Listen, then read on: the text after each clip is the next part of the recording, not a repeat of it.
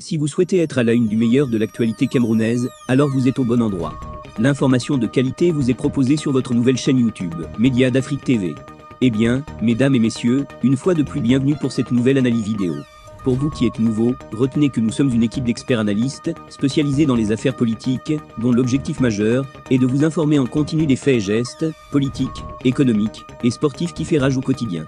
Bien sûr, il suffit de vous abonner et d'activer la petite cloche pour rester toujours à l'écoute de la une. À noter aussi que vos commentaires sont toujours les bienvenus. Vers des manœuvres d'évincement et d'arrestation de Samuel Eto'o.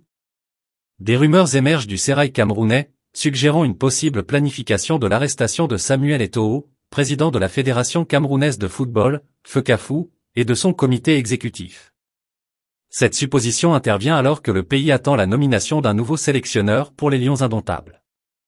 Les spéculations ont commencé à circuler dès le lundi 15 avril 2024, alimentées par des informations provenant de sources proches du pouvoir.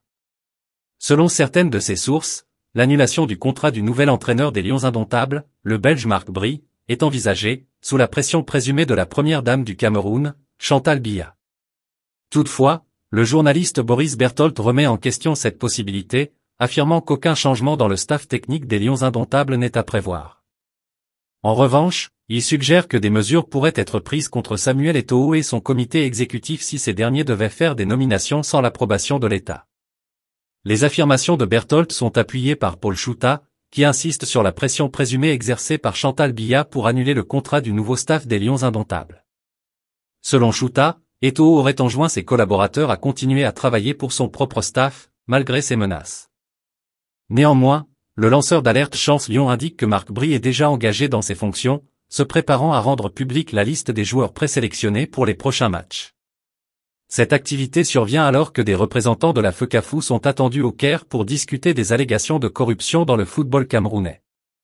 Ces événements suggèrent des tensions croissantes au sein du sérail camerounais, avec des implications potentielles pour l'avenir du football national et le leadership de Samuel Eto'o à la tête de la FECAFOO.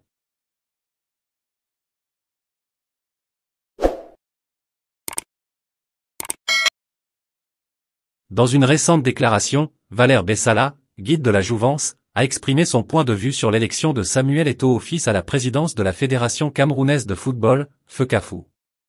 Selon lui, la victoire de l'ancien footballeur international n'était qu'une stratégie politique visant à distraire les Camerounais et à détourner leur attention des problèmes du pays.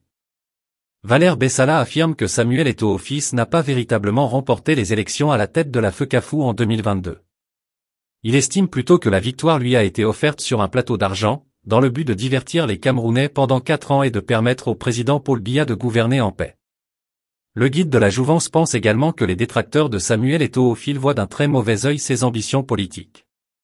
Selon Valère Bessala, l'ancien capitaine des Lions indomptables est perçu comme un outsider qui tente de prendre un raccourci pour accéder au pouvoir suprême à Eto'o.